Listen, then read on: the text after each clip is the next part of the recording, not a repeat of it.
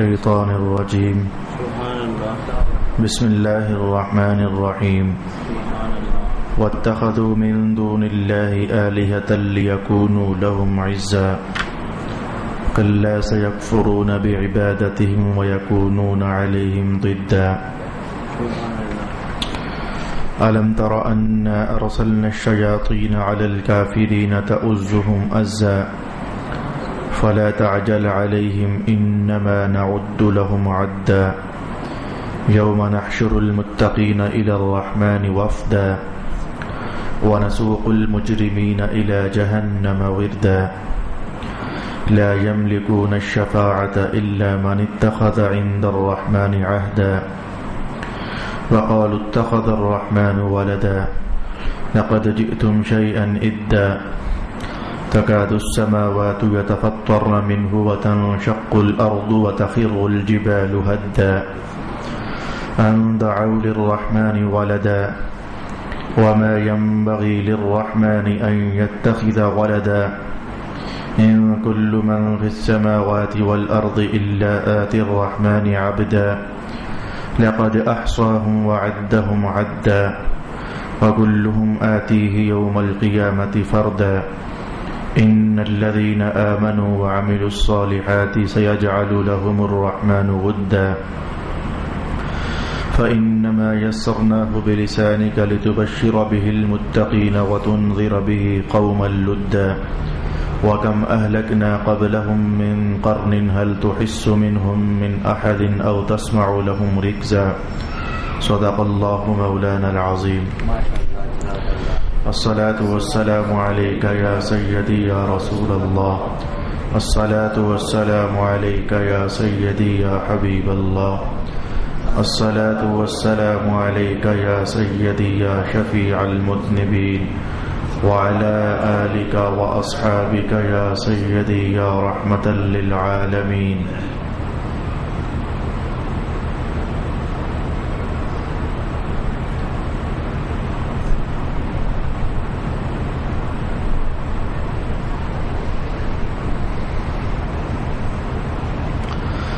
اور انہوں نے اللہ کے سوا معبود بنا رکھے ہیں تاکہ وہ ان کے مددگار ہوں، ہرگز نہیں، ان قریب وہ ان کی عبادتوں کا انکار کر دیں گے اور وہ ان کے خلاف ہو جائیں گے۔ کیا آپ نے نہیں دیکھا کہ ہم نے شیاطین کو کافروں پر مسلط کر کے بھیجا جو انہیں برائیوں پر برانگیختہ کرتے رہتے ہیں؟ سو آپ ان کے متعلق جلدی نہ کریں، ہم تو صرف ان کی میعاد پوری کر رہے ہیں۔ جس دن ہم متقین کو رحمان کی طرف سواریوں پر بھیجیں گے اور ہم مجرموں کو پیاسا جہنم کی طرف ہانکیں گے، وہی شفاعت کے مالک ہوں گے جو رحمان سے عہد لے چکے ہیں۔ اور کافروں نے کہا رحمان نے اپنی اولاد بنا لی ہے، بے شک تم نے بہت سخت بات کہی ہے، قریب ہے کہ اس بات سے آسمان پھٹ جائیں اور زمین شق ہو جائے اور پہاڑ ریزہ ریزہ ہو جائیں کہ انہوں نے رحمان کے لیے اولاد کا دعویٰ کیا۔ رحمان کے یہ لائق نہیں ہے کہ وہ کسی کو بیٹا بنائے۔ آسمانوں اور زمینوں میں سے ہر ایک رحمان کے سامنے بطور بندہ حاضر ہوگا۔ اللہ نے ان سب کا احاطہ کر لیا ہے اور ان کو گن لیا ہے، اور قیامت کے دن ان میں سے ہر ایک اس کے سامنے تنہا پیش ہوگا۔ بے شک جو لوگ ایمان لائے اور انہوں نے نیک کام کیے، ان قریب رحمان ان کے لیے لوگوں کے دلوں میں محبت پیدا کر دے گا۔ ہم نے اس قرآن کو آپ کی زبان میں آسان کر دیا ہے تاکہ آپ اس سے متقین کو بشارت دیں اور جھگڑالو قوم کو اس سے ڈرائیں۔ اور ہم اس سے پہلے کتنی صدیوں کے لوگوں کو ہلاک کر چکے ہیں، کیا آپ ان میں سے کسی کو دیکھتے ہیں یا ان میں سے کسی کی آہٹ سنتے ہیں؟ صدق اللہ مولانا العظیم۔ تلاوت کردہ پہلی آیت کریمہ میں رب کائنات نے ارشاد فرمایا کہ ان کافر لوگوں نے اللہ کے سوا اور معبود بنا لیے ہیں۔ خدا تو معبود برحق ہے ہی ہے، لیکن ان لوگوں نے ساتھ اور بھی معبود بنا لیے ہیں تاکہ قیامت والے دن یہ اور معبود اللہ کے دربار میں ان کافروں کے لیے مددگار ہو جائیں۔ رب کائنات نے ان کے اس نظریے کا رد فرمایا اور ارشاد ہوا کہ ہرگز ایسا نہیں ہوگا، عنقریب وہ ان کی عبادتوں کا انکار کر دیں گے اور وہ ان کے خلاف ہو جائیں گے۔ کافروں کے نظریے کا بیان ہوا کہ وہ لوگ لات، منات، عزا اور شعرا اور دیگر جو بت انہوں نے گھڑے ہوئے تھے ان کی عبادت کرتے تھے۔ غرض ان کی یہ تھی کہ اللہ کے دربار میں کل قیامت والے دن یہ ان کی مدد کریں گے اور اللہ کے ہاں سفارش کریں گے اور ہماری خلاصی ہو جائے گی۔ رک کر کے ایک بات کہنا چاہوں گا، قرآن حکیم نے ہمیشہ بتوں کی عبادت کی سرزنش کی ہے اور اس کی برائی بیان کی ہے۔ بت بھی برے اور بتوں کے سامنے سجدہ ریز ہونے والے بھی برے، لیکن ایک برا طبقہ اور بھی ہے جن لوگوں نے ان آیات کو، جن کا لب لباب بت تھے اور بتوں کے سامنے سجدہ دینے والے کافر تھے۔ قرآن حکیم کی تمام آیات جو اس عنوان پر ہمارے سامنے پڑھی جاتی ہیں یا ہم پڑھتے ہیں یا سنتے ہیں، تو اس سے کافروں کے خود ساختہ صنم تھے مراد، اور وہ خود کافر جو ان کے سامنے عبادت کے لیے ناسیہ فرسائی کرتے تھے۔ لیکن مسلمانوں کی ایک جماعت ایسی ہے جنہوں نے ایسا کرنا شروع کر دیا کہ ان کافروں کی عبادت کرنا بتوں کے لیے اور ان بتوں کو سامنے رکھتے ہوئے تو جملے اس طرح کے چست کرنے شروع کر دیے کہ جیسے وہ پرانے زمانے میں کافر لوگ ان بتوں کے سامنے سر پھینکا کرتے تھے اور ان کی عبادت کیا کرتے تھے، اور ان کا خیال یہ تھا کل قیامت والے دن یہ بت ہماری اللہ کی حضور سفارش کریں گے۔ تو آج کل کے لوگ، یہ جو اہل سنت ہیں اور یہ جو مزارات پر حاضریاں دیتے ہیں، ان کا حال بھی انہی والا ہے۔ یہ بھی مزارات پر جا کر عبادت کرتے ہیں اور ان کے سامنے سجدہ ریز ہوتے ہیں، اور یہ خیال رکھتے ہیں کہ قیامت والے دن یہ بزرگ لوگ اللہ کی حضور ہماری سفارش کریں گے۔ بات بتوں کی اور ان کے سامنے سجدہ ریز کافروں کی، لیکن اس بات کو اٹھا کر کے اولیاء کرام اور اہل سنت کے لوگوں پر چسپاں کرنے کی ایک مذموم سعی اور کوشش اور ناپاک سازش کی جا رہی ہے۔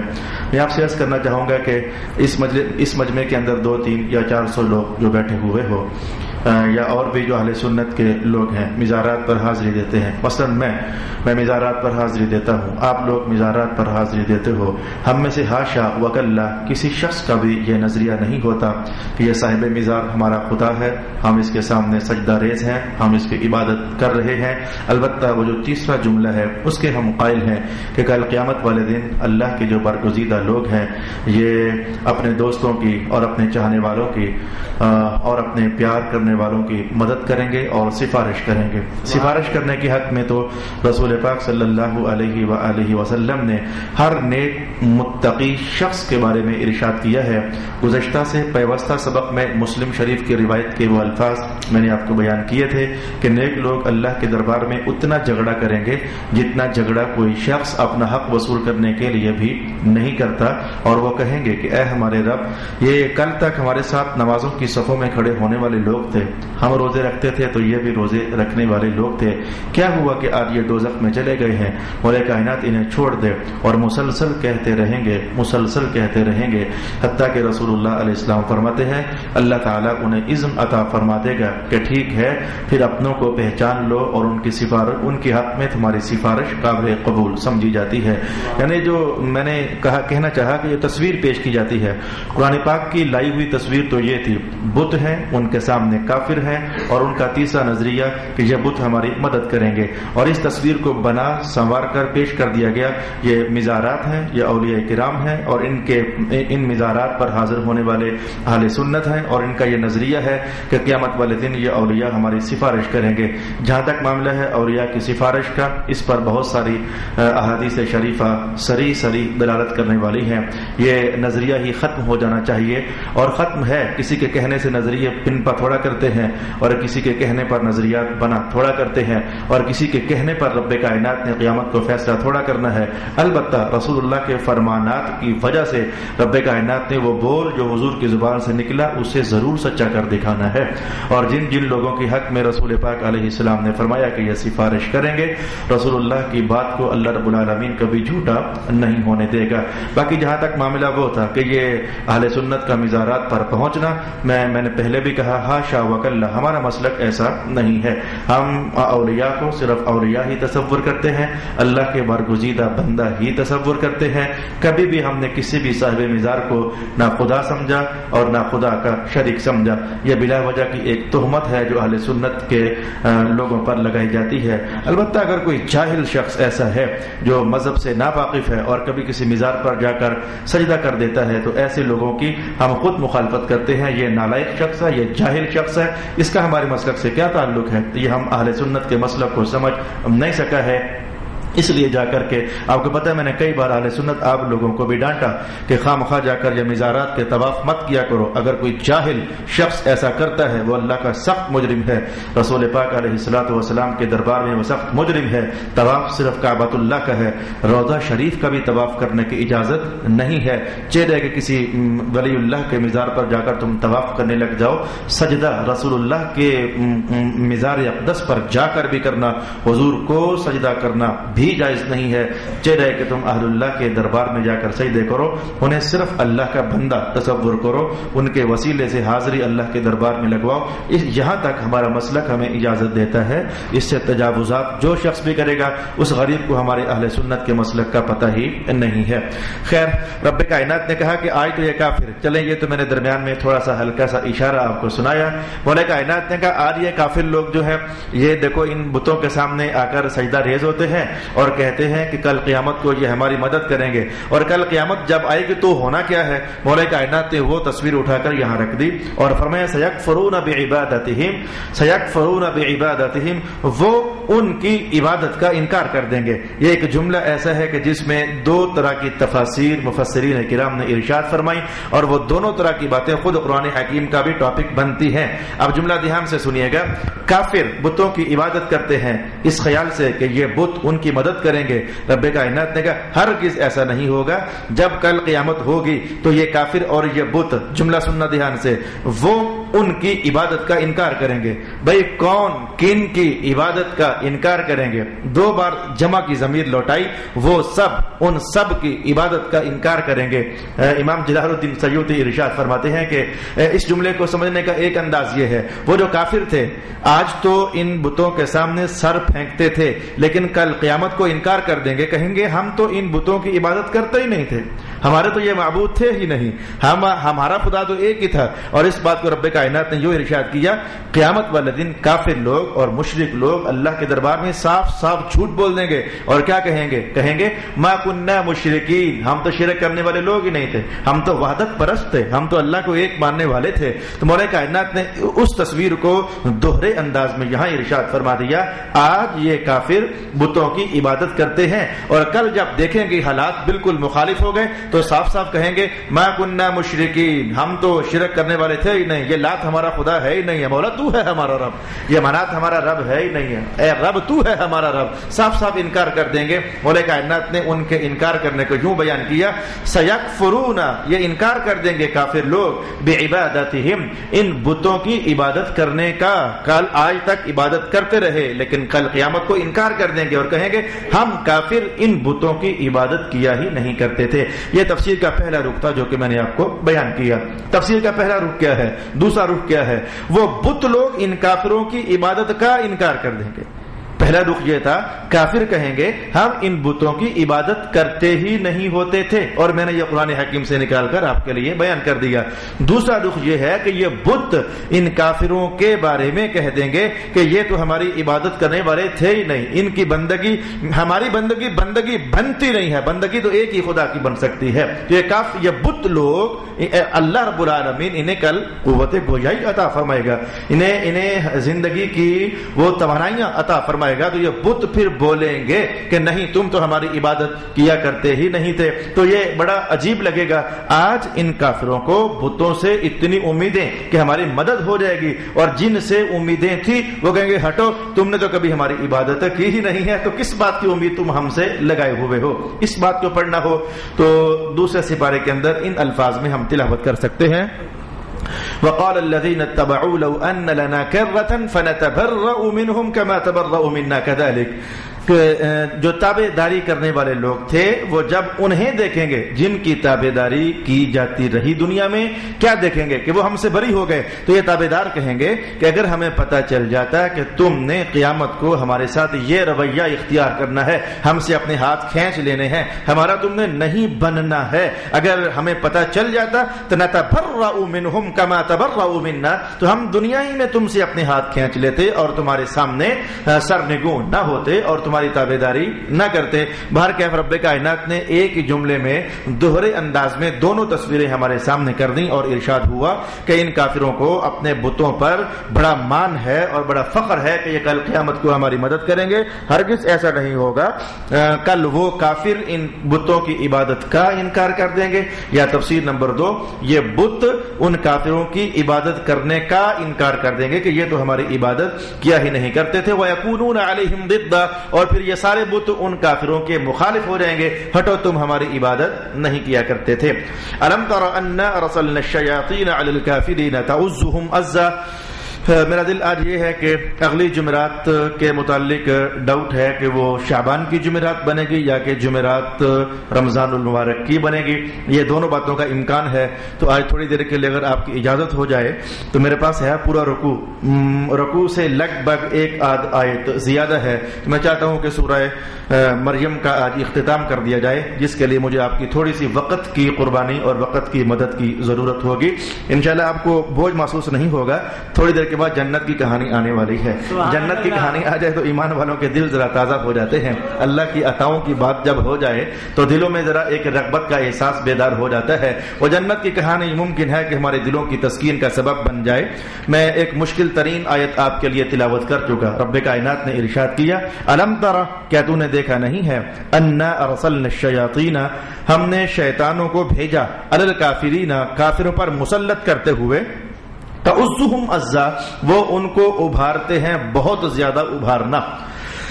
فلا تعجل علیہم، اس پر تو ہم بعد میں گفتگو سماعت کرنے کا اہتمام کریں گے، لیکن جملہ بہت غور کے ساتھ سیکھنے والا ہے، میں اس کو اب اپنے الفاظ میں کہوں۔ رب کائنات نے کہا کہ ہم نے شیطانوں کو مسلط کر دیا ان کافروں پر، تو وہ شیطان پھر ان کافروں کو ابھارتے رہتے ہیں، ورغلاتے رہتے ہیں، وسوسے ڈالتے رہتے ہیں، اپنی شرارتوں کا نشانہ بناتے رہتے ہیں۔ اصل میں ہم نے شیطانوں کو مسلط کر دیا تھا کہ جاؤ جا کر ان کافروں کو برباد کر دو، تو شیطان آئے اور کافروں کو ہلاکت میں ڈال دیا، بربادی میں ڈال دیا، ان سے ایسے کرتوت کروائے کہ اب وہ ہمیشہ کے لیے دوزخ میں رہنے والے ہیں۔ ماجرا یہ تھا کہ ہم نے شیطانوں کو مسلط کیا ہوا تھا۔ قرآن پاک کا سیاق کچھ ایسا ہمیں ارشاد فرماتا ہے، اصل ماجرا یہ ہے کہ ہم نے شیطانوں کو مسلط کر دیا تھا ان کافروں پر۔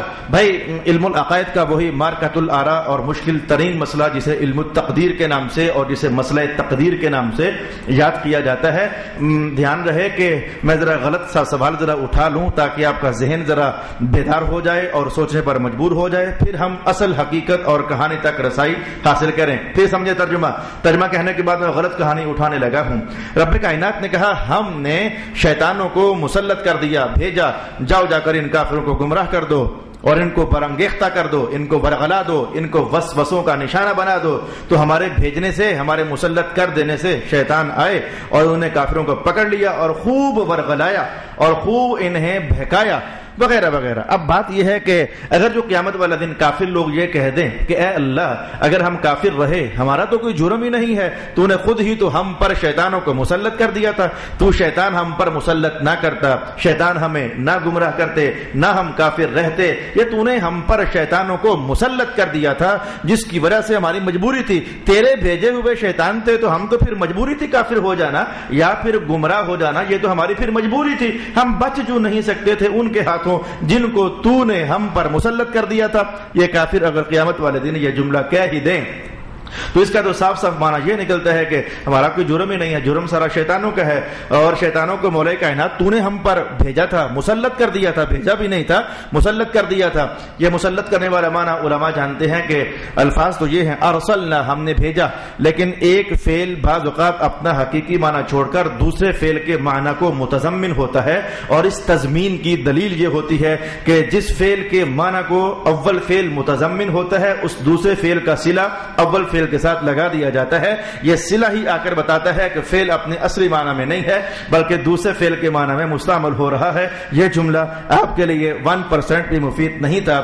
اصل میں جو علم التفسیر کا ایک اشارہ میں کرنا چاہتا تھا وہ اصحاب علم جان گئے کہ میں نے کس فن کے حوالے سے یہ 2-3-4 جملے کیا بولے ہیں اور یہ تضمین کیا ہوتی ہے اور پھر یہ صلہ کیا ہوتا ہے. یہ میں نے خاص کر کے انہیں اشارہ کرنا چاہا. اور یا پھر اس مجلس میں جو علماء کرام تشریف فرما ہے یہ میں نے ذرا ان کو اشارہ کرنا چاہا کہ بعض اوقات ایک فعل دوسرے فعل کے معنی کو متضمن ہوتا ہے اور اس تضمین کے لیے جو شرط ہوتی ہے قرآن حکیم نے وہ ارشاد فرمائی. اصل میں تسلیت کا شلا علا آتا ہے.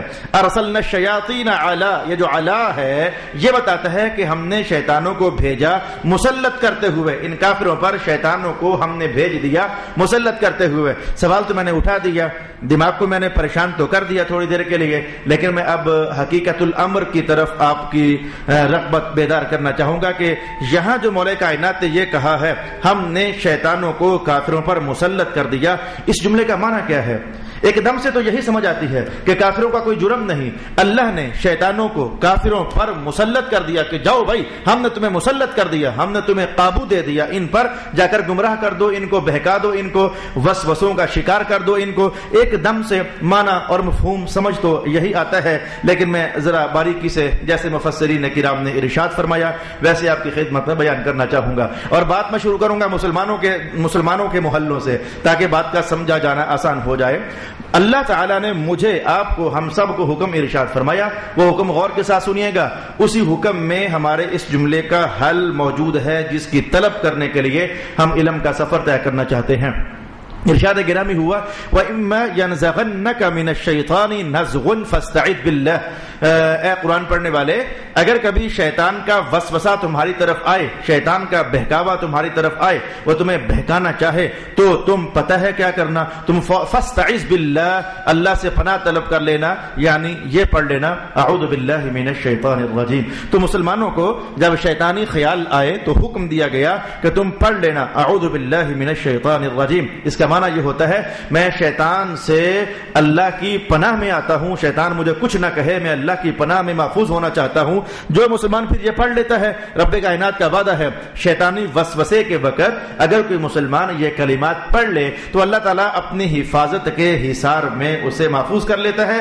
شیطانوں کو ان مسلمانوں تک پھر نہیں پہنچنے دیتا, ایک باڑ بن جاتی ہے اللہ کی طاقت کی, اللہ کی قوت کی. مسلمان بندہ محفوظ ہو جاتا ہے. جملہ محفوظ کیجئے گا, شیطان مسلمانوں کی طرف بڑا تو حکم تھا کہ پڑھ لو اعوذ باللہ من الشیطان الرجیم. مسلمانوں نے پڑھ لیا اعوذ باللہ من الشیطان الرجیم. نتیجہ اب یہ ہوگا شیطان مسلمان تک نہیں پہنچ پاتا.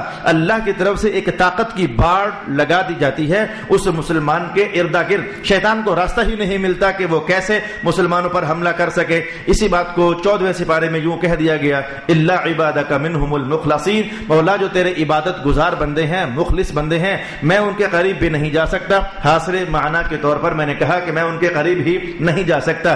مسلمانوں کی کہانی آپ نے سمجھی, مجھے مشکل لگ رہی ہے لیکن اللہ سے مدد چاہتا ہوں کہ ہماری مدد ہو جائے. اب میں بتاؤں کہ اللہ نے شیطانوں کو کافروں پر مسلط کر دیا. اس کا معنی کیا ہے؟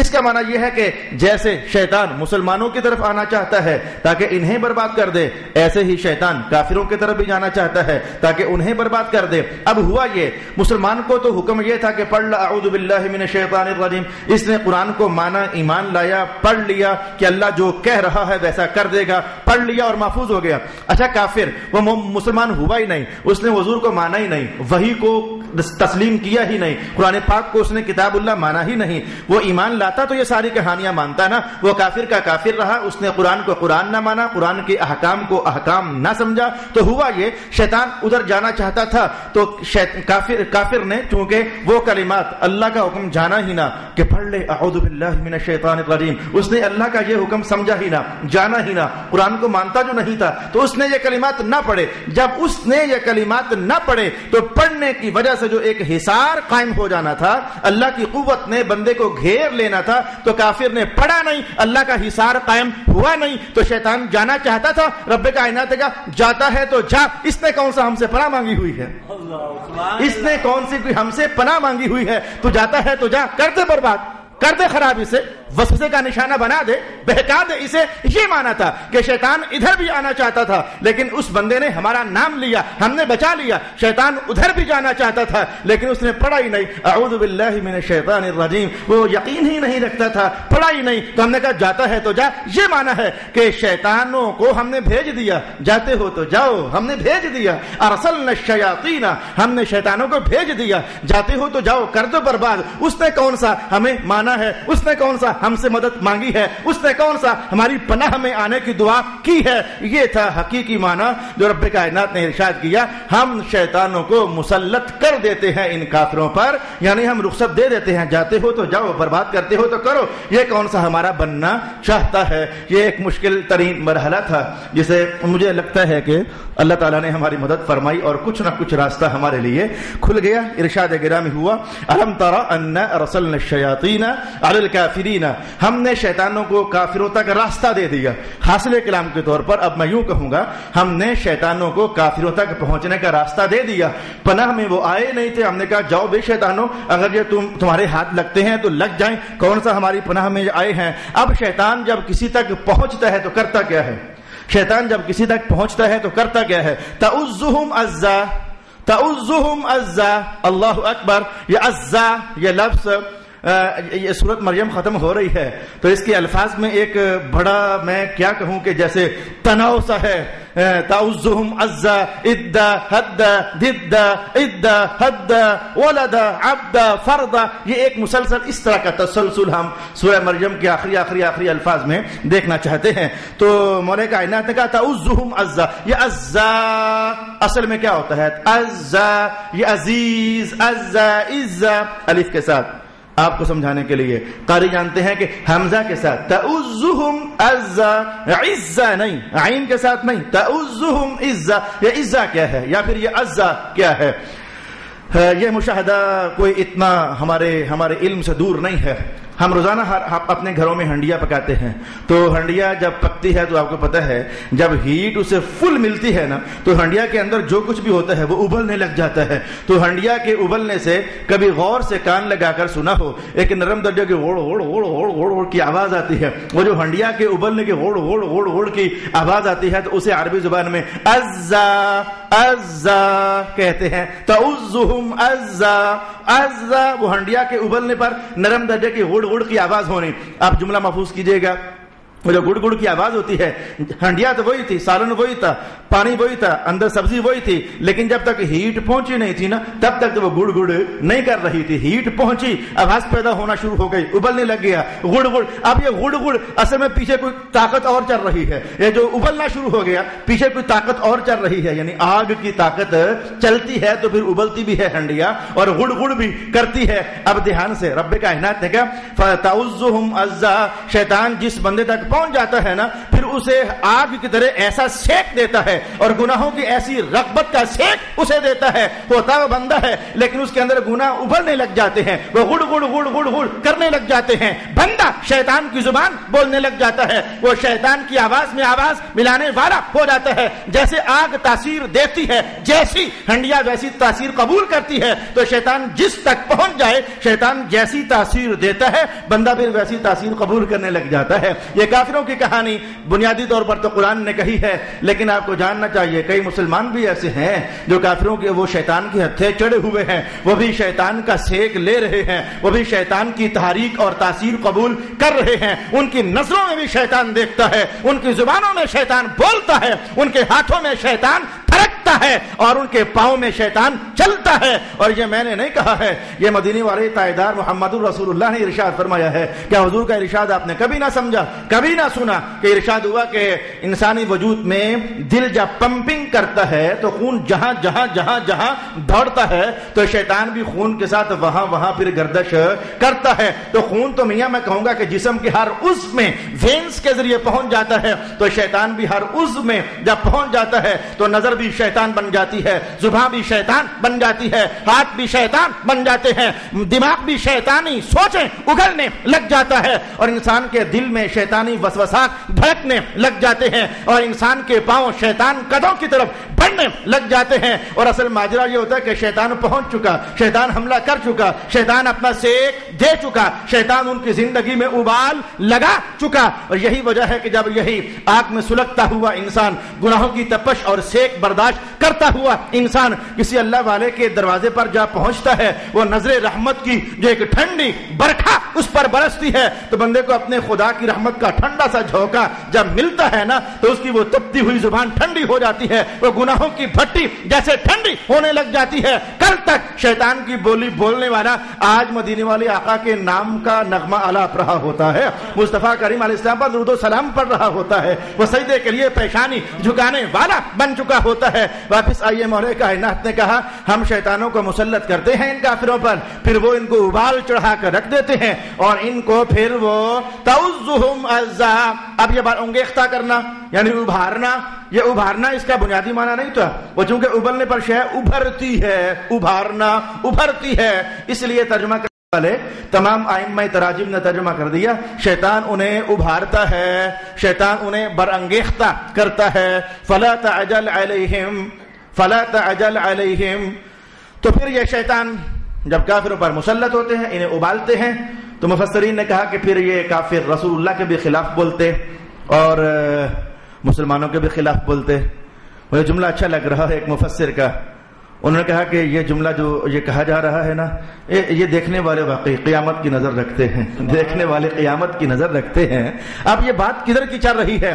لیکن اس مفسر نے کہا کہ اصل میں اندر کھاتے رسول پاک علیہ السلام کو دلاسا دیا جا رہا ہے، حضور کو تسکین دی جا رہی ہے. اب یہ کیا دلاسا ہوا، یہ کیا تسکین ہوئی کہ ہم شیطانوں کو کافروں پر مسلط کر دیتے ہیں، پہنچنے دیتے ہیں، تو پھر شیطان انہیں ابالتا ہے، برغلاتا ہے.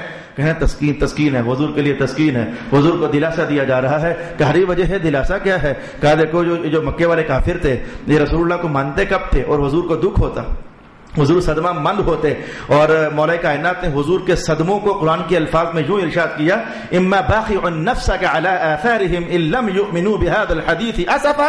محبوب اگر یہ ایمان نہیں لائیں گے تو آپ ان کے ایمان نہ لانے کے دکھ کی وجہ سے کیا اپنے آپ کو کیا موت میں لے جائیں گے؟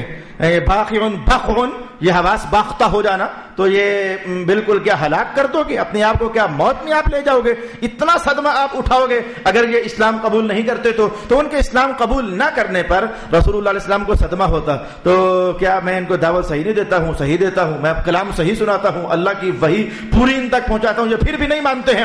مولا کائنات نے دلاسا دیا محبوب آپ اتنا غم نہ کھائیے، یہ جو نہیں مان رہے نا تو وجہ یہ نہیں ہے کہ آپ کی دعوت میں کوئی کسر باقی رہ گئی ہے، وجہ یہ نہیں ہے کہ آپ کے بول میں تاثیر نہیں ہے، وجہ یہ نہیں ہے کہ آپ نے وحی پوری پہنچائی نہیں ہے، یہ وجہ نہیں، بلکہ وجہ یہ ہے کہ ان کے اندر اصل میں شیطان ناچ رہا ہے. یہ شیطان ہے جو اندر سے انہیں آپ سے دور رکھے ہوئے ہے. آپ کے بول میں تاثیر بھی ہے، آپ کے کلام میں اثر بھی ہے، آپ کی وحی کے اندر نور بھی ہے، آپ کے باتوں کے اندر حکمت کا نور بھی پوشیدہ ہے، آپ میں کوئی کسر نہیں. اگر کسر ہے تو شیطانوں نے انہیں اندر سے نچا کر رکھا ہوا ہے. آپ اتنا غم ان کے حوالے سے نہ کیا کیجئے. فلا تعجل علیہم، آپ بس جلدی نہ کیجئے. انما نعد لهم عدا، ہم نے ان کے لیے بس گن رکھا ہے، ہم گن رہے ہیں ان کے لیے. نعدهم عدا، ہم ان کے لیے گن رہے ہیں. اچھا مفعول بھی ذکر نہ کیا، کیا شے گن رہے ہیں؟ ہم ان کے لیے، ان کافروں کے لیے گن رہے ہیں، بیان نہ کیا کہ کون سی شے گن رہے ہیں. مفسرین کرام نے مختلف اقوال کر دیے. کسی نے یہ جملہ بولا اور سب کا لب لباب اور مرکزی نقطہ ایک ہی ہے، ہم ان کے لیے گن رہے ہیں. کسی نے کہا ہم ان کی سانسیں گن رہے ہیں، جتنی سانسوں کا فیصلہ ہم نے کر دیا ہے نا بس وہ سانسیں ذرا پوری ہونے دیں. اصل میں جو فیصلہ ہم کر دیں جلدی اسے پھر پورا کر کے چھوڑتے ہیں، جو ہی ان کی آخری سانس آئی ہم ختم کر دیں گے انہیں. کسی نے کہا نہیں جی مراد ہے کہ ہم گن رہے ہیں، یعنی ان کے دن، بھئی جتنے دن ہم نے انہیں زندہ رکھنا ہے تو اتنے دن ہم بس گن رہے ہیں. ایک گزر گیا، دو اور گزر گئے، چار اور گزر گئے، جس دن آخری دن ہوا نا پھر ہم نے چھوڑنا تو نہیں ہے. کسی نے کہا جی راتیں مراد ہیں، کسی نے کہا جی ہفتے مراد ہیں، کسی نے کہا مہینے مراد ہیں، اور کسی نے کہا کہ سال مراد ہیں. آپ سمجھ گئے کہ بھلے سال بولو، بھلے ہفتے بولو، بھلے مہینے بولو، سب کا مرکزی نقطہ ایک ہی ہے کہ ہم نے جتنی عمر ان کی بنائی ہوئی ہے اس عمر کے دن، راتیں، ساعتیں، لحظے، گھنٹے، ہفتے، مہینے، سال ہم گن رہے ہیں. بس جس دن وہ کام پورا ہو گیا تو ہم نے ان کو اٹھا لینا ہے. اس کے بعد پھر ہم ہیں اور اور یہ ہیں، بس آپ اس دن کا انتظار کریں، آپ فی الحال آپ جلدی نہ کیجئے گا۔ یہ تھا اس آیت کا عمودی معنی جو میں نے آپ کو بیان کر دیا۔ اب میں تھوڑا سا اس میں روح البیان کے مصنف علامہ اسماعیل حقی نے جو ایک درد مندانہ سا بول ارشاد کیا حضرت عبداللہ ابن عباس کے حوالے سے، میں ضرور آپ کی خدمت میں بیان کرنا چاہوں گا۔ آپ فرماتے ہیں کہ حضرت عبداللہ ابن عباس سید المفسرین جب تلاوت کرتے کرتے اس آیت پر پہنچا کرتے تھے، بات بھلے کافروں کی تھی لیکن مسلمانوں آپ کو یاد رکھنا چاہیے یہ قانون تو صرف کافروں کے لیے نہیں ہے نا، جتنی عمر اللہ نے ان کی لکھی تو وہ دن گن گن گن گن کر آخری دن تو آ ہی جانا ہے۔ تو مسلمانوں ہمارا حال بھی تو یہی ہے نا کہ جتنی عمر اللہ نے ہمارا فیصلہ کر دیا تو آخر وہ دن گزرتے گئے تو ایک دن تو پھر وہ دن آ ہی جانا ہے، ایک دن تو وہ ساعت آ ہی جانی ہے، ایک دن وہ لحظہ تو آ جانا ہے۔ یہ موت کا قانون تو سب کے لیے برابر ہے، ایمان والوں کے لیے بھی اور کافروں کے لیے بھی، سب کو مرنا تو ہے، اگرچہ کیفیات جدا جدا ہیں اور تاثیرات جدا جدا ہیں۔ مومن کے مرنے کی کیفیت الگ ہے اور کافر کے مرنے کی کیفیت الگ۔ اچھا، جو بات میں کہنا چاہتا تھا، ابن عباس رضی اللہ تعالی عنہما جب اس آیت پر پہنچے تو خوب روتے، آپ کی مبارک داڑھی تر ہو جاتی اور اب یہ روتے روتے یہ جملہ بولتے، رب کائنات نے کہا ہے نا کہ ہم گن رہے ہیں، تو جس دن ہمارا آخری رزق پورا ہو گیا نا، آپ پہلی تفسیر یہ مراد لیتے جس دن ہمارے رزق کا آخری عدد پورا ہو گیا نا پھر ہماری روح قبض کر لی جائے گی، جس دن ہمارا آخری سانس ختم ہو گیا نا تو ہمیں اپنے اہل و عیال کو چھوڑ کر پھر چلے جانا پڑ جائے گا، جس دن ہمارا آخری دن پورا ہو گیا نا تو ہمیں بھر کے آخرت کا راہی اور مسافر ہو جانا پڑ جائے گا۔ آپ اس جملے کا تکرار کرتے اور اپنے دل میں درد کا احساس بیدار کر دے کہ کتنا اور جیے گا، کتنی اور عمر پائے گا، کتنے سانس اور لے گا، کتنا رزق اور کھائے گا، کتنے سال تجھ پر اور بیتیں گے۔ یہ شان تو کافروں کی ہوتی ہے۔ الف سنتین پہلا سپارہ، کافر لوگ ہیں جب دن موت قریب آئے تو وہ خواہش کرتے ہیں کہ اے کاش کہ میں 40 50 60 سال نہیں، الف سنہ، میں 1000 سال تک جینا چاہتا ہوں۔ یہ موت سے نفرت، موت سے بھاگنا، یہ کافر بندے کی عادت اور اس کے دل کی چاہت ہوتی ہے۔ اور حضور رحمت عالم فرماتے ہیں کہ جو میرا غلام ہوتا ہے، جو اس کا زمانہ قریب آتا ہے تو اپنے خدا سے ملاقات کا شوق تیز کر لیتا ہے اور وہ کہتا ہے کہ مولا وہ دن کب آئے گا جب میں تیرے دربار میں تیری زیارت کرنے حاضر ہو جاؤں گا، مولا وہ لحظہ کب آئے گا کہ میں مر جاؤں گا، قبر میں پہنچوں گا، سرکار مدینہ کا دیدار ہو جائے گا۔ ایک مومن بندہ، اس لیے تو حضور کے یہ الفاظ الموت تحفۃ المومن، جو موت ہوتی ہے یہ ایمان والے کے لیے یہ تحفہ ہوتی ہے۔ بھئی موت کے دروازے سے گزرو گے تو آخر اللہ کا دیدار ہوگا، رسول اللہ کا دیدار ہوگا۔ بندہ مومن موت کو اپنے لیے وبال جان نہیں بلکہ اللہ کی طرف سے تحفہ تصور کیا کرتا ہے۔ فلا تعجل علیہم انما نعد لهم عدا۔ بڑے بڑے شاہان، بڑے بڑے سلطانان اور بڑے بادشاہوں کو بھی مجھے خلیفہ منصور کے آخری جملہ یاد پڑتا ہے۔ اس نے آخری جملہ، اللہ اکبر، یہ حضور کے گدھاؤں کی یہ شان ہوتی ہے، حضور کے فقیروں کی یہ شان ہوتی ہے۔ وہ دنیا سے جائیں تو ان کا آخری جملہ یہ ہوتا ہے، او گواہ بن جاؤ لا الہ الا اللہ محمد الرسول اللہ۔ یہ آخری کلام حضور کے درویشوں کا ایسا ہوتا ہے۔ خلیفہ منصور، اس کے آخری جملے کے الفاظ یہ تھے، ہائے ہم نے چند لحظوں کی وجہ سے آخرت کا سودا کر لیا، یعنی ہم نے بادشاہت میں کھپ گئے اور آخرت کا ہم نے کچھ بھی تیار نہ کیا۔ جتنی زندگی بھی ہماری گزری وہ چند لحظے ہی تو بنتے تھے، تو چند لحظوں پر ہم نے آخرت کا سودا کر لیا۔ وہ جاتے جاتے بھی انہیں اپنی بادشاہت کے وہ ناز و نعم میاں وہ بھولتے نہیں ہیں۔ ارشاد گرامی ہوا، یوم نحشر المتقین الی الرحمن وفدا۔ اللہ اکبر، میٹھا ترین جملہ آ گیا۔ مولا کائنات نے کہا جس دن، یعنی وہ دن قیامت کا دن جس دن ہم متقین کو رحمان کی طرف سواریوں پر بھیجیں گے۔ یہ تسلسل کے ساتھ رحمان رحمان رحمان رحمان لفظ آپ پاؤ گے، جیسے کہ یہاں آیا نحشر المتقین الی الرحمن الا من اتخذ عند الرحمن وقالوا اتخذ الرحمن۔ یہ رحمان کا تکرار، ان دعوا للرحمن وما ينبغي للرحمن ان يتخذ ولدا ان كل من في السماوات والارض الا آتي الرحمن۔ یہ رحمان کا تکرار مجھے یاد رہا تو میں پہنچ کر بتاؤں گا کہ اس موقع پر رحمت رحمت رحمت رحمان کا تکرار ہو گیا اور آگے جا کر ایک دم سے کہا، ایک دم سے جملہ بدل دیا۔ اچھا آگے پھر دیکھ، سیجعل لهم الرحمن۔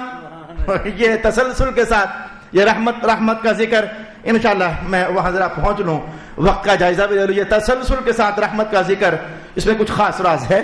اچھا تو ارشاد ہوا کہ یوم نحشر المتقین، ہم بھیجیں گے، ہم حشر کریں گے.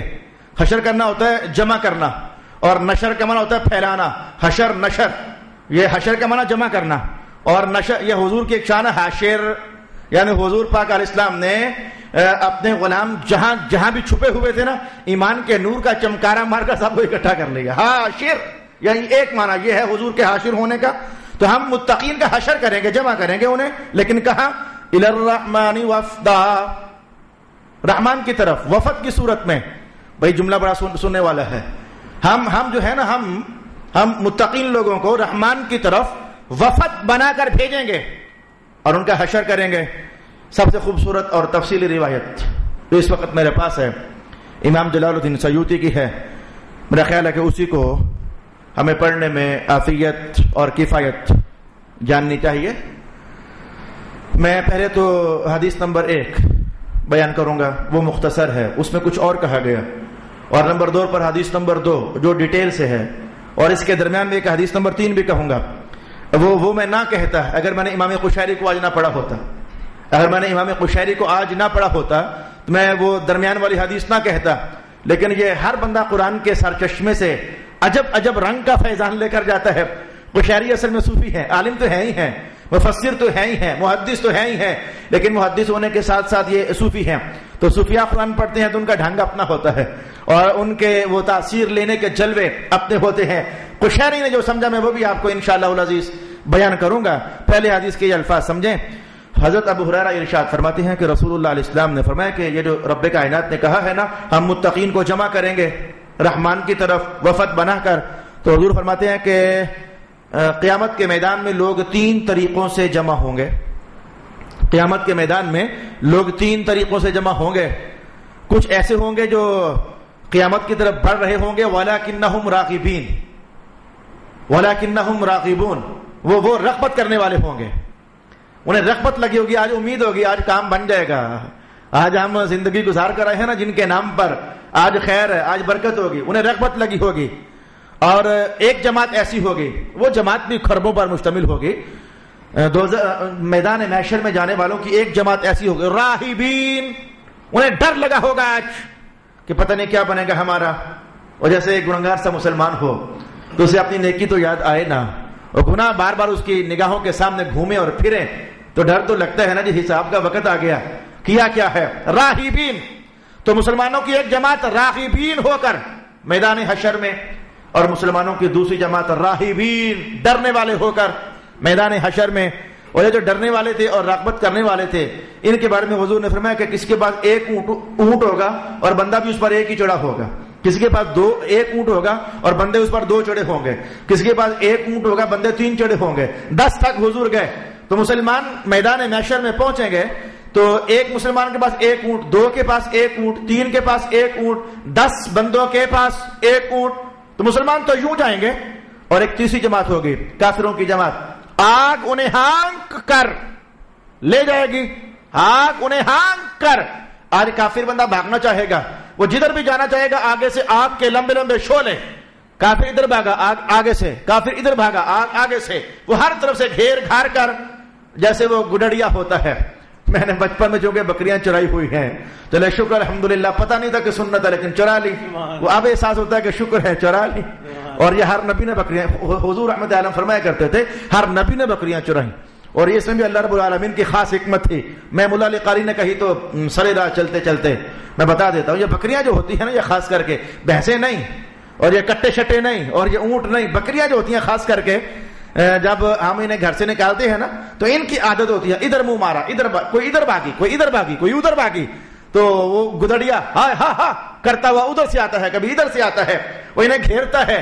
تو مولا علی قاری نے کہا کہ اللہ تعالیٰ بکریاں چرواتا ہے نبیوں سے تاکہ انہیں شروع ہی سے نا وہ یہ جو آوارہ قومیں ہیں جن کی طرف انہوں نے جانا ہوتا ہے، جب وہ ستائیں نا تو ستائے جانا کی عادت پہلے ہی سے پختہ ہو چکی ہو، صبر ہو جانے کی عادت ان کی پہلے ہی سے پختہ ہو چکی ہو. تو اللہ پاک ہر نبی سے بکریاں بلکہ ایک بار تو ایسا ہوا موسیٰ علیہ السلام ایک بکری کے پیچھے بھاگے، بھاگتی گئی، دوپہر کا وقت ہو گیا، آخر آپ نے پکڑ لیا، اور پکڑ کر کے تو وہ جو اللہ کی حکمت تھی اس کا اظہار کر دیا، صرف اتنا ہی کہا اللہ والی خود بھی تھکی اور مجھے بھی تھکایا ہے، بس اتنا جملہ کہا، کوئی نہ مارا، کوئی نہ پیٹا، کوئی ایسا ویسا بول نہ بولا، اللہ والی خود بھی تھکی ہے، یہ ترجمہ سنا رہا ہوں اور مجھے بھی تھکایا ہے۔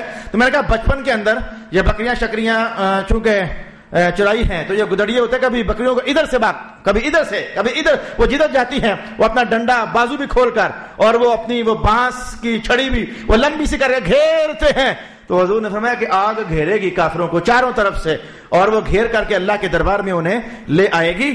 اور میں آج یہ جملہ نیا پڑھ رہا ہوں، میرے علم میں پہلے نہیں تھا، حدیث کا آخری حصہ میں پہلی بار پڑھ رہا ہوں۔ رسول اللہ فرماتے ہیں کہ جب آگ ان کافروں کو گھیر کر لا رہی ہوگی تو جہاں رات پڑ جائے گی تو یہ آگ ان کے ساتھ رات کو ادھر ہی رہے گی، اور جہاں دوپہر ہو جائے گی تو یہ آگ دوپہر کو ان کے ساتھ ادھر ہی رہے گی۔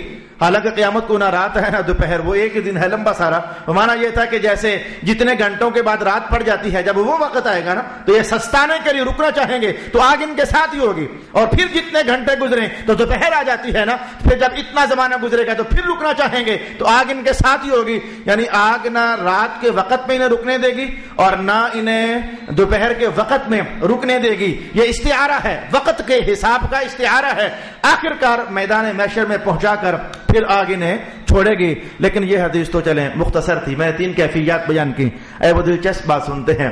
حضرت علی رضی اللہ تعالی عنہ، آج آپ ایک جملہ بھی سن لیجئے گا لگے ہاتھوں، آپ جملہ بھی سن لیجئے گا کہ صحابہ کی وہ مرویات، صحابہ کی وہ روایات، وہ آثار اور وہ مرویات، انہیں فن حدیث میں کہتے ہیں کہ ان کی وہ باتیں جو عقل اور قیاس سے نہ کہی جا سکیں، عقل کا وہاں تک عقل کی رسائی جہاں تک نہ ہو، صحابہ وہ بات کہیں تو حدیث کی دنیا میں صحابہ کی ایسی مرویات کو حدیث مرفوع کا درجہ حاصل ہوتا ہے۔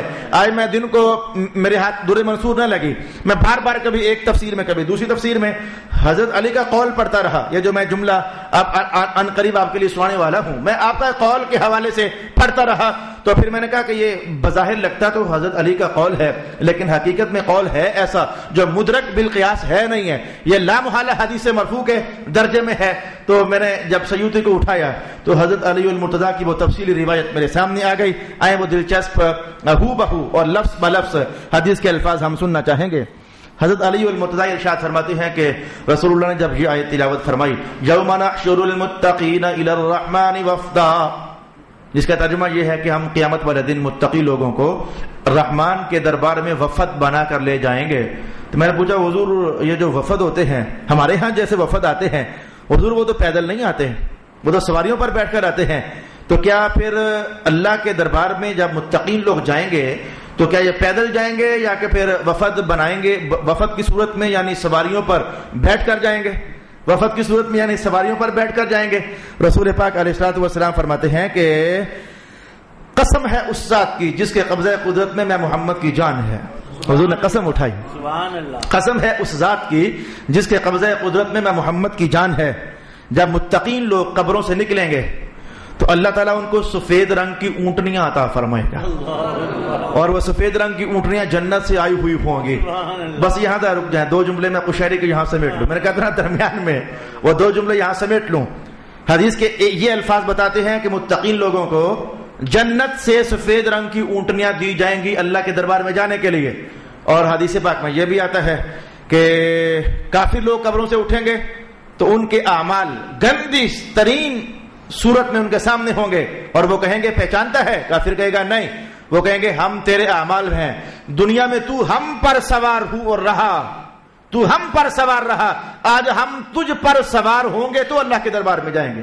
اس لیے یہ عقیدہ ہے اہل سنت کا کہ کافروں کے گناہ ان پر لاد دیے جائیں گے تو اپنے گناہوں کا بوجھ اٹھا کر میدان محشر میں جائیں گے، اور مسلمان اپنے نیک اعمال کی سواری پر بیٹھ کر اللہ کے دربار میں جائیں گے۔ یعنی حدیث نمبر 2 کیا کہتی ہے کہ متقین لوگ جب قبروں سے اٹھیں گے تو اللہ تعالیٰ انہیں سواریاں پیش کرے گا، لیکن وہ سواریاں کوئی اجنبی نہیں ہوں گی، انہی کی نمازیں، انہی کے روزے، انہی کے حج، انہی کی زکاتیں، اور جیسے کہ قربانی کے جانور کے بارے میں ارشاد نہ ہوا کہ جو قربانی دیتا ہے تو پل صراط پر یہ جانور عبور کروانے میں مددگار ثابت ہوگا. تو نیک بندہ اپنے اعمال سے بنائی ہوئی سواریوں پر سوار ہوگا. اور ادھر میں نے حدیث کے الفاظ پڑھے, جنت سے سفید رنگ کی اونٹنیاں آئیں گی. اب یہ دو جملے ہو گئے. ایک جملہ یہ ہے کہ بندے کے نیک اعمال ہی اونٹنیوں کی شکل میں اللہ انہیں تبدیل فرما دے گا, تو ان پر بیٹھ کر جائیں گے. اور ایک حدیث کے الفاظ میں نے آپ کو یہ سنائے کہ جنت سے سفید رنگ کی اونٹنیاں آئیں گی. اب یہ دو باتیں ہوئیں, کیا جنت سے اونٹنیاں آئیں گی یا پھر بندے کے اپنے ہی اعمال اونٹنیوں کی شکل میں اللہ انہیں ڈھال دے گا؟ ماجرا کیا ہے؟ قشیری کہتے ہیں میں بتاتا ہوں ماجرا کیا ہے. قشیری کہتے ہیں میں بتاتا ہوں ماجرا کیا ہے. میں کہ الفاظ قرآن پاک کے غور کر لو, جواب قرآن میں لکھا ہوا ہے. قشیری کہتے ہیں جواب قرآن میں لکھا ہوا ہے, جن کے لیے جنت سے اونٹنیاں آئیں گی ان کی منزل ذرا دیکھو, الرحمن. وہ دنیا میں رہے تو رحمان کے طالب بن کر رہے. سبحان اللہ. تو جو رحمان کے طالب بن کر رہے, اللہ انہیں جنت سے خود سے نئی اونٹنیاں دے گا. اور جو دنیا میں اچھے کام کرتے رہے, جیسے ہم جیسے کمزور لوگ, نالائق لوگ, تیرے نماز پڑھتے ہیں اللہ جنت دے گا, حور و قصور دے گا. تو جن کی نظر میں نتیجہ جنت تھا, تو پھر اللہ ان کو انہی کے اعمال کی سواریاں اونٹنیاں بنا کر عطا فرمائے گا. جن کا مطمع نظر جنت, تو انہی جو جنت کا طالب, تو انہیں انہی کے اعمال اونٹنیاں بنا کر پیش کر دیے جائیں گے. اور جو رحمان اور رب کا طالب, ان کے اعمال نہیں. رب کائنات نے کہا تم طالب ہمارے ہو, یہ طالب جنت کے تھے, تم طالب ہمارے ہو, تو تمہارے لیے تمہارے اعمال کی اونٹنیاں نہیں, بلکہ تمہارے لیے اللہ جنت سے سفید اونٹنیاں عطا فرما رہا ہے. یہ لہذا یہ مطلب یہ ویسے کہتے ہیں تطبیق کرنا. کچھ لوگ ایسے ہوں گے جن کی طلب خدا, جن کا مطلوب خدا, ان کے لیے اونٹنیاں جنت سے. اور کچھ لوگ ہم جیسے سادے, چلو میں کہوں گا یہ بھی بڑی رحمت ہے اس کی, وہ چلو ہم جیسے بھی ہو جائیں, یعنی شریف لوگ ہی ہو جائیں, جن کی طلب میں چلو جنت ہی صحیح, وہ بڑے اونچے لوگوں کا مقام ہے. نماز پڑھے لیکن ثواب کی طلب نہیں, ثواب مولا تو راضی ہو جا, یعنی اللہ کی رضا. جیسے رب کائنات نے رسول اللہ علیہ السلام کو ارشاد کیا, انا اعطیناک الکوثر فصل لربک, نماز پڑھے رب کے لیے, یہ نہیں کہا صلی للجنہ, محبوب نماز پڑھے جنت کے لیے, جنت کے لیے نہیں. یہ جنت کی طلب, یہ مخلوق کی طلب ہے. اور للہ فصلی لربک, اپنے رب کے لیے نماز پڑھیں, یہ خالق کی طلب ہے. ظاہر ہے کہ مخلوق کی طلب یہ کم درجہ ہے, اور خالق کی طلب یہ باہر کیا اس سے بڑا درجہ ہے. تو فرمایا کہ سفید رنگ کی اونٹنیاں, اور دلچسپ ہوگا جملہ کہ ان اونٹنیوں کے پر بھی ہوں گے. حضور فرماتے ہیں کہ ان اونٹنیوں کے پر بھی ہوں گے, اور ان پر جو کجاوے پڑے ہوں گے وہ سونے کے ہوں گے. اور ان متقیوں کو جو اللہ جوتے نصیب کرے گا, ان جوتوں کے تسمے نور سے بنے ہوئے ہوں گے. جس کا مطلب یہ ہے کہ کچھ لوگ ایسے ہیں, ویسے ہونا ننگے پاؤں ہے, ہونا ویسے ننگے پاؤں ہے, لیکن کچھ مقربان بارگاہ الہی ایسے بھی ہیں کہ جنہیں اللہ نور کے جوتے عطا فرما دے گا. عام مسلمانوں کو ننگی حالت میں اور کافروں کو ننگے پاؤں دوزخ میں جانا ہے, میدان محشر میں, تو وہ تسمے نور کے چمک رہے ہوں گے. اور وہ اونٹنیوں کا ہر قدم وہاں پہنچے گا جہاں نظر بندے کی کام کرتی ہے. تو اونٹنیاں انہیں لے کر چلتے چلتے آخر کا جنت کے دروازے پر پہنچیں گی, تو جنت کا دروازہ بند ہوگا. حضور نے تصویر بھی کیا کھینچی, جنت کا دروازہ بند ہوگا. اور آپ نے پرانے زمانے میں لکڑی کے دروازے کہیں دیکھے ہوں, میں دیہاتی آدمی, میں نے تو دیکھے. ہم اب بھی جب جاتے ہیں دیہاتوں میں تو ایک گول سا رنگ ہوتا ہے لوہے کا بنا کڑا, ہم اس کو کھڑکاتے ہیں, ٹھک ٹھک ٹھک ٹھک ٹھک, وہ رنگ ہوتا ہے رنگ, تو وہ ٹھک ٹھک ٹھک ہم اسے کھڑکاتے ہیں. اب لوہے کے دروازے بن گئے, یہاں تو وہ رنگ ہوتا ہی نہیں ہے. تو حضور نے جنت کا ایک رنگ ہے, وہ دروازے پر ایک رنگ ہے حلقہ, اور وہ حلقہ یاقوت کا بنا ہوگا. اچھا ایک دوسری تصویر بتاؤں, پھر وہ مسلسل کھڑکا کھڑکا کر زمانوں گزرنے کے بعد وہ جہاں وہ رنگ لگتا ہے وہ لکڑی میں ایک ڈونگا سا نشان پڑ جاتا ہے. یہ ہم نے دیہاتوں کے دروازوں میں آج بھی دیکھا, لیکن حضور فرماتے ہیں جنت کا حال یہ نہیں ہے. وہ رنگ جب کھڑکانے کے لیے جس جگہ پر لگنا ہوتا ہے تو نیچے لکڑی نہیں ہوگی بلکہ سونے کی تختیاں لگی ہوئی ہوں گی, انہیں جتنا بھی کھڑکا دو وہ درمیان میں ڈونگا نشان نہیں پڑے گا. پھر فرمایا کہ بڑی جنت کے باہر 2 باغ ہوں گے, اور ان باغوں کے جڑوں سے 2 چشمے پھوٹے ہوئے ہوں گے, ان چشموں کا پانی پینے کا حکم دیا جائے گا. تو اہل جنت جو بالکل جنت کے دروازے جا پہنچیں گے تو ایک چشمے سے پانی پیئیں گے تو ان کے پیٹوں سے جتنی بھی غلاظت ہوگی وہ ساری کی ساری دھل جائے گی. اسی لیے تو جنت میں جب جاؤ گے تو جنت میں پیشاب نہیں ہے, جنت میں رینٹ نہیں ہے, جنت میں وہ ریشہ نہیں ہے, جنت میں خون نہیں ہے, خواتین کو خون نہیں آئے گا, جتنی غلاظتیں ہیں انسانی آلائشیں وہ ساری ختم. اور پھر کہتے ہیں کہ حضور نے فرمایا کہ جو دوسرا چشمہ ہوگا تو اہل جنت جب اس کا پانی پیئیں گے تو آج کے بعد کبھی بھی ان کا بدن اور ان کے بال پھر میلے نہیں ہوں گے. آج کے بعد پھر پانی پینے کے بعد ان کا بدن اور ان کے بال میلے نہیں ہوں گے. حضور نے جملہ کہا, میں رسول اللہ علیہ السلام بڑے اونچے ہیں, ہم ذرا نیچے رہ کر, میں وہ تصویر بتانے کے نیچے رہ کر جیسے ہم کسی کی لذت بیان کرنا چاہیں تو ہم اپنے سٹائل میں کہتے ہیں اوئے ہائے ہائے, یہ ہمارا سٹائل ہوتا ہے. اور یار کہیں تو دیکھتا نا اوئے ہوئے تجھے مزہ آ جاتا, یہ ہمارا سٹائل ہے. اب عربی کے الفاظ اپنے ہیں اور عربی کا ذوق اپنا ہے. چونکہ سائل تھے حضرت علی, تو حضور نے فرمایا کہ علی یقین جان جب وہ جنت والے وہ کنڈا کھڑکائیں گے, آئے ہائے ہے کیا مزہ آئے گا, اے کاش کو تو سنتا, کہ اے علی تو کاش وہ سنتا. یہ آئے ہائے ہے یہ میں نے ترجمہ کرتے ہوئے کہا, حدیث کے الفاظ میں نہیں ہے. حدیث کے الفاظ اتنے ہیں, لو سمعت یا علی, اے علی اے کاش کہ تو وہ منظر میں وہ آواز کی سریلا پن سنتا کہ وہ کھڑکنے سے کتنی لذیذ آواز پیدا ہوتی ہے. میں کہ پھر جب وہ کنڈا کھڑکے گا جنت کا تو جس جنتی کے لیے جہاں جہاں بھی محلات ہوں گے, گھر ہوں گے, تو ان کی حوریں ہوں گی, تو ہر حور کو خبر ہو جائے گی میرا خاوند آ گیا. اور جیسے وہ اپنے گھر کا دروازہ کھڑکے تو ہر بندے نے کوڈ رکھا ہوتا ہے, وہ اس کوڈ کے ساتھ دروازہ کھڑکاتا ہے. کچھ مخصوص ورڈنگ ہوتی ہے, وہ بیل کے اندر بھی ورڈنگ ہوتی ہے, وہ گھر والے سمجھ جاتے ہیں کہ اپنا آ گیا. لیکن جب وہ جنت کا دروازہ کھڑکے گا تو ہر حور کو پتا چلے گا میرا خاوند آ گیا. لیکن حضور فرماتے ہیں کہ لیکن وہ حور باہر نکلنے میں تیزی نہیں کرے گی, وہ حور اپنا ایک خادم بھیجے گی, جاؤ جا کر دروازہ کھولو ہمارے خاوند تشریف لا رہے ہیں. تو وہ حور کا خادم دروازہ آ کر کھولے گا جنت کا, اور جب متقی شخص اہل جنت اس آنے والے کو دیکھے گا تو اللہ کا شکر ادا کرتے ہوئے سجدہ ریز ہو جائے گا, اور وہ خادم کہے گا حضرت سر اٹھائیے, میں تو آپ کا نوکر ہوں, خادم ہوں, اور آپ کا معاملہ میرے سپرد کیا گیا, یعنی میں آپ کو لے کر آپ کے گھر پہنچانا چاہتا ہوں, اٹھیے آپ سر اٹھائیے. اور وہ متقی شخص اٹھے گا اور اس خادم کے ساتھ ساتھ چلنے لگ جائے گا اس کے پیچھے پیچھے. تو فرماتے ہیں کہ وہ موتیوں اور یاقوت کے خیموں سے حور جب دیکھے کہ میرا خاوند قریب ہو گیا تو اپنی یاقوتی خیموں سے باہر نکلے گی استقبال کرنے کے لیے. اور آتے ہی اس کے استقبال کا کیا طریقہ ہوگا, انسان جو چاہتا ہے عورتوں سے جو چاہتا ہے, رب کائنات نے اس سے بڑھ کر, وہ آتے ہی وہ حور اپنی باہیں اپنے خاوند کے گلے میں ڈال کر کہے گی, الفاظ حدیث کے سن لیجئے کہ میں تیری محبوبہ تو میرا محبوب, انت حبی وانا حبک, انت حبی وانا حبک, تو میرا محبوب میں تیری محبوبہ, میں تجھ سے بڑی خوش ہوں اور میں تجھ سے کبھی ناراض نہیں ہوں گی. اور ساتھ جملہ بولے گی, میرا جسم اللہ نے ہمیشہ نرم و نازک کر دیا, میرا جسم کبھی بھی سخت اور کھردرا نہیں ہوگا. ہوتا ہے وقت گزرنے کے ساتھ ساتھ یہ جوان عورتیں بھی تو بوڑھی ہو جاتی ہیں اور ان کے بال جلد پر آ جاتے ہیں, ان کے ہاتھ وہ برتن مانج کر کھردرے ہو جاتے ہیں, ان کی پاؤں کی ایڑیاں خشک ہو جاتی ہیں. لیکن وہ کہے کہ نہیں, وہ جو تو نے دیکھا وہ ادھر کا ماجرا تھا, میں نرم اور نازک اور کبھی سخت نہیں ہوں گی. اور میں تیرے گھر سے, ایک خاوند مجھ سے کہنے لگا, میں نے کہا یار تو ادھر, کہتا بیگماں کرنا ہوں تو پھر اینج ہی ہوتا ہے نا, وہ باہر کہیں پھر رہا تھا. میں کہا تو باہر پھر کہاں رہا کر, روٹی کھانے نکلا ہوا ہوں, تو بیگمات گھر میں نہ ہو تو خاوند روٹیاں باہر آ کر کھاتے ہیں. وہ مجھے لطیفہ یاد آ گیا. ایک بار میرا ایک کلاس فیلو, وہ ہر سوموار کو محفل ذکر ہوتی ہے میرے استاد صاحب کے پاس, شاہ صاحب قبلہ کے پاس, دورہ حدیث بھی ہوتا ہے تو محفل ذکر بھی ہوتی ہے.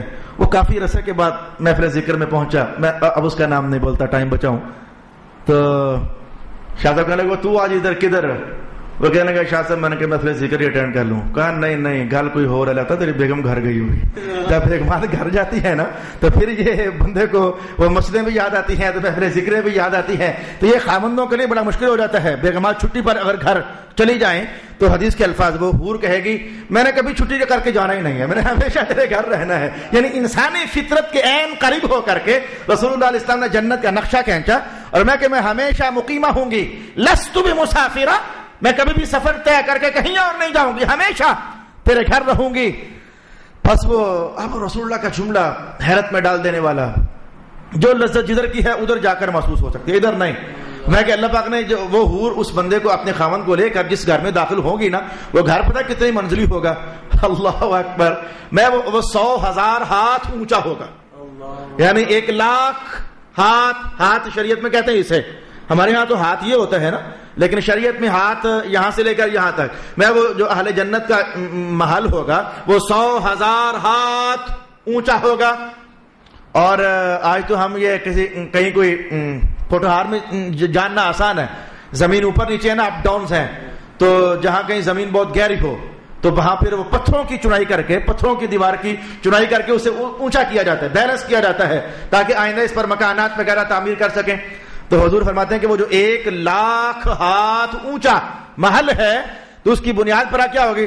میں زرد موتیوں اور یاقوت کی بنی ہوئی چٹانیں اس کی بنیاد پہ ہوں گی. یعنی وہ نیچے سے لے کر اوپر تک حسن ہی حسن، اور ایک موتی دوسرے جیسا نہیں ہوگا. یہ جملہ بڑا خوبصورت ہے. ہمارے وہ پتھروں کی جو دیوار ہوتی ہے وہ ایک کو دیکھو تو دوسرے جیسا، دوسرے کو دیکھو تو تیسرے جیسا، کہا نہیں، اللہ رب العالمین نے جو بنیاد قائم کرنی ہے ایک موتی دوسرے جیسا نہیں، اور ایک چٹان دوسری جیسی نہیں، اور اس مکان پر اس مکان میں 70 پلنگ بچھے ہوئے ہوں گے، ہر پلنگ پر 70 بستر. اب پتہ نہیں وہ کتنا بڑا پلنگ ہوگا، نہیں سمجھ رہے، عقل پیچھے رہ گئی. عقل ہمیشہ پیچھے رہتی ہے. جب بھی حضور جنت کی کہانی چھیڑتے ہیں عقل ہمیشہ پیچھے رہ جاتی ہے. پہلے دن میں کہوں گا 70 پلنگوں کا مانا 70 بیڈ روم. سونا بندے نے ایک پر ہے تو 70 بیڈ روم. یہ سوچنے والی بات ہے نا کہ باقی کس لیے. اچھا تو ہر بیڈ روم پر 70 چادریں، اور پھر ہر چادر پر، ہر بستر پر اب کیا کرو، 70 بیویاں، ہر بستر پر 70 بیویاں، مکان میں 70 پلنگ، ہر پلنگ پر 70 چادریں. وہ کتنا کو بڑا پلنگ، اور ہر چادر پر 70 بیویاں، اور ہر بیوی نے 70 لباس پہنے ہوں گے. لیکن غضب کا جملہ تو اب ہے، وہ 70 لباس پہننے کے باوجود شفافیت کا حال یہ ہوگا کہ اہل جنت ان 70 لباسوں کے اندر بھی اپنی بیوی اور حور کے پنڈلی کی ہڈی کے اندر کا گودا بھی دیکھ رہے ہوں گے. اتنا شفاف ہوگا جنت کا ماحول. اور پھر فرمایا کہ حضور نے یہ جملہ فرما دیا، میں سنا دیتا ہوں. وہ جتنی بیگمات بنی ہیں یعنی 70 پلنگ، پھر ہر پلنگ پر 70 چادریں، اور ہر چادر پر 70 عورتیں، یہ جتنی بیگمات جنت کی بنی. تو رسول اللہ علیہ السلام فرماتے ہیں جیسے تمہاری ایک رات ہوتی ہے، بس اتنے وقت میں تم ہر ایک کے پاس چلے جاؤ گے. بس تمہاری جو انتہائی لذت ہے تم ہر ایک کے پاس اتنے ہی سے وقت میں چلے جاؤ گے. باقی میں 70 پر بحث کر چکا ہوں. یہ 70 کا ماجرا کیا ہے؟ 70 حور، 70 پلنگ، 70 بستر. بلکہ ایک اور حدیث میں دسترخوان ہوگا تو 70 کھانے، ہر کھانے میں 70 رنگ، ہر رنگ میں 70 نوالے، ہر نوالے میں 70 ذائقے. یہ 70. اس پر محدثین نے کہا کہ چونکہ رسول اللہ علیہ السلام نے فرمایا کہ میری امت 60 اور 70 سال تک عمر پائے گی. سبحان اللہ. میری امت کی عمریں ما بین 60 و 70. میری امت کی جو عمریں ہیں 60 اور 70 کے اندر اکثر امت میری ایسے ہی فنا ہو جائے گی. تو اللہ رب العالمین نے جزاؤں کا نظام 70 کے ساتھ جوڑ دیا، کیونکہ عمریں ان کی اتنی ہیں، ان کے اعمال اتنے کو ہوں گے، ان کے جرم بھی اتنے ہی کو ہوں گے. دوزخ میں جاؤ تو دوزخ میں ایسے جملے پاؤ گے، اچھا جی دوزخ کا ایک درخت ہے جی، اچھا جی وہ زنجیریں ہیں، 70 سال چلو تو زنجیر پوری ایک جا کر پوری ہو. اچھا دوزخ میں ایک صندوق ہے تو 70 سال تمہیں چلنا پڑے تب جا کر وہ صندوق پورا ہو. دوزخ میں جاؤ تو ادھر بھی 70 اور جنت میں آؤ تو ادھر بھی 70. اور اب جب کہ میری نظر پڑ گئی ہے تو 7 کے قریب اور 8 کے درمیان یہ گھنٹہ تو ہمارا تقریباً ہو گیا. میں چاہ تو یہ رہا تھا کہ سبق میں ختم کر دوں. یہ حدیث بھی آگے بڑھ رہی ہے، یا پھر اللہ کے بھروسے پر چھوڑ دیتا ہوں. اگر اگلی نشست رمضان کی تراویحوں کی ہوئی تو پھر چھٹی کر لیں گے، اور اگر اگلی نشست رمضان کی تراویحوں کی نہ ہوئی، کہ میرے ڈائری کے مطابق یہ ہے کہ 29 شعبان ڈائری کے مطابق تو جمعے کو پہلا روزہ بنتا ہے، تو جمعرات کو تراویح، پھر چھٹی ہوگی. اور ڈائری کے مطابق اگر ڈائری غلط ہو گئی، ہو جاتی ہے غلط، اور شعبان اللہ نے 30 کا کر دیا تو مانا یہ ہوگا کہ ہفتے کو روزہ. یہ فیصلہ پھر اللہ پر چھوڑ دیتے ہیں. میں دیکھ رہا تھا کہ اگر میں الفاظ پورے کرتا ہوں تو یہ گھنٹے سے تجاوز کرتے ہوئے 1.5 گھنٹے تک بات پہنچے گی، اور گرمیوں کے موسم میں آپ کو اتنی دیر بٹھانا مجھے بھی احساس ہے کہ مشکلات پیدا کر دیتا ہے. انہی پر میں بس یہ حدیث کے الفاظ پورے کر لو، پھر میں بات کو اپنے سمیٹ لوں گا. پھر رسول پاک علیہ الصلوۃ والسلام نے فرمایا کہ متقین کے نیچے نہریں رواں ہوں گی. قرآن پاک کے پھر وہ الفاظ حضور نے تلاوت کر دی: انہار من ماء غیر آسن وانہار من لبن لم يتغیر طعمه وانہار من خمر لذة للشاربین وانہار من عسل مصفى. یہ 4 آیات حضور نے تلاوت کی، اور پھر فرمایا کہ جنت کے پھل، اچھا جنت کا جو شہد ہے فرمایا جب مکھیوں کے پیٹ سے نکالا ہوا تو نہیں ہوگا، جنت کا جو دودھ ہے یہ بھینسوں کے تھنوں سے نکالا ہوا تو نہیں ہوگا. یہ جملہ سمجھیں. وجہ یہ کہ جنت میں بھینسیں ہیں نہیں ہیں اور جنت میں مکھیاں ہیں نہیں ہیں. جنت تمام ان طرح کی چیزوں سے صاف ستھری ہے. جنت میں صرف وہ ہے جو انسان چاہتا ہے, جو انسان کی خواہش ہوتی ہے. وَلَكُمْ فِيهَا مَا تَشْتَهِي أَنفُسُكُمْ. جنت میں صرف وہ ہے. یہ صرف میں نے اس لیے نہ کہا کہ بس تھوڑا کچھ, صرف اتنا کچھ, یہ نہیں. یعنی وہ تمہاری خواہش کے مطابق صرف جو تم چاہو گے جنت میں صرف وہ ہوگا. پھر وہ جملہ حضور نے فرمایا کہ متقی اگر مومن بندہ اگر کھڑا ہے تو کھڑا ہو کر پھل کھا سکے گا, اگر بیٹھا ہے تو بیٹھے بیٹھے پھل کھا سکے گا. مانا یہ تھا کہ پھل دار درختوں کی ٹہنیاں اور شاخیں بندے کی جو بھی حالت ہوگی نا, اللہ پاک نے وہ شاخیں قریب کر دینی ہے. حتیٰ کہ بندہ لیٹا ہوا ہے تو وہ پھلوں کی شاخیں وہ بندے کے قریب تر ہو جائیں گی. اور پھر اگر بندے کا گوشت کھانے کو دل چاہے گا تو پھر ایسا ہوگا کہ ایک پرندہ کہاں سے اڑ کر آئے گا اللہ ہی جانتا ہے. وہ پرندہ خود ہی آئے گا بندے کے پاس, اور حدیث کے الفاظ جو میرے سامنے ہیں, تو وہ اپنا ایک پر اٹھائے گا تو اندر سے بھنا ہوا گوشت خود ہی برآمد ہوگا. تو بندے کا دل جتنا وہ بوٹیاں نوچ کر کے کھانا چاہے کھا لے. جو کھا پی کے جب فارغ ہو جائے گا پرندہ اڑ کر پھر واپس چلا جائے گا. تو علامہ صاحب پھر وہ پرندہ مرے گا نہیں, اس کی بوٹیاں کاٹیں گے. آپ کو میں نے بتا دیا کہ موت مر چکی ہے. جنت میں داخل ہونے کے فوراً بعد اللہ نے موت کو مار دیا ہوا ہے. آج کے بعد موت طاری نہیں ہونی, کسی پر موت طاری نہیں ہونی. پرندے آئیں گے, ہم انہیں کھائیں گے. کھا کے جب اب میں یہ بھی نہیں کہتا کہ پیٹ بھر جائے گا. جنت میں نظام, جنت میں جو کھانا ہے وہ لذت کے لیے کھانا ہے. جنت میں جو کھانا ہے وہ لذت کے لیے کھانا ہے, بھوک کی وجہ سے نہیں کھانا. آپ کو دلیل بتا دوں, جنت میں بھوک نہیں لگنی خدا کے بندو, جنت میں پیاس نہیں لگنی. وجہ یہ ہے کہ بھوک جب لگتی ہے تو ایک تکلیف ہوتی ہے, تو پیاس جب لگتی ہے تو ایک نرم درجے میں تکلیف ہوتی ہے. تو رب کائنات نے کہا دارالسلام میں تکلیف کا کام ہی کیا ہے. سبحان اللہ. اس کو حدیث کے الفاظ میں سننا چاہو تو یوں سمجھو, حضور نے فرمایا کہ میں تمہیں جام کوثر پلاؤں گا, جس نے ایک بار پیا لن یسمع ابدا, وہ کبھی پیاسا نہیں ہوگا. جسے میں نے حوض کوثر پلا دیا نا وہ کبھی اسے پیاس لگنی نہیں ہے. حدیث کے الفاظ یاد آ گئے. تو ایک صحابی نے پوچھ لیا حضور پھر جب وہ پیاس نہیں لگی پھر جنت کی نہروں کا کیا بنے گا. پیاس لگے گی تو پیئیں گے نا, پھر وہ جنت کی نہروں کا کیا ہوگا. حضور نے فرمایا وہ پیاس بجھانے کے لیے تھوڑی ہے, وہ تمہیں لذت دینے کے لیے. جب چاہا تو چسکا لگا لیا, جب چاہا تو لذت لے لی, کبھی دودھ پی لیا کبھی شہد پی لیا. تو جنت میں جو کچھ ہے وہ ضرورت کی بنیاد پر نہیں, لذت کی بنیاد پر ہے. ضرورت تو ایک بیوی سے پوری ہو جاتی ہے, لیکن وہاں تو ابھی دیکھا آپ نے وہ عدد ہی بھول گیا, وہ کتنی کتنی بیویاں اللہ رب العالمین نے عطا فرمانی ہے. اللہ تعالیٰ میرا اور آپ کا حامی و ناصر. وآخر دعوانا ان الحمد للہ رب العالمین.